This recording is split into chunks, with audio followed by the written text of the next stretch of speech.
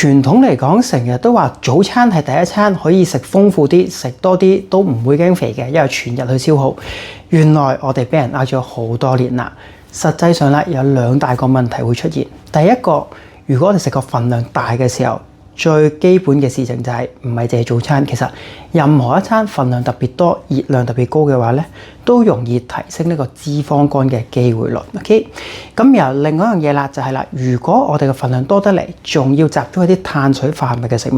唔係講緊話啲咩白麵包啊、白粥嗰啲，聽落好似已經覺得唔係太理想啦嚇。如果我食一啲譬如多嘅生果啦、粗糧素番薯啊、芋頭啊之類呢啲啦。或者甚至乎啲嘅穀物早餐、燕麥呢啲太大份量嘅話咧，其實會令到我哋嘅血糖過分地上升。然之後啦，會發生咩事咧？我哋血糖個供應會唔穩定，亦都會導致之後晏啲會特別容易疲勞或者其他問題會發生嘅。所以啦，可以控制翻適當嘅份量去食早餐，同埋盡量揀多少少低脂嘅蛋白質食物，譬如好簡單雞蛋啊、低脂奶啊、堅果類啊、無糖豆漿呢啲都 OK 噶啦。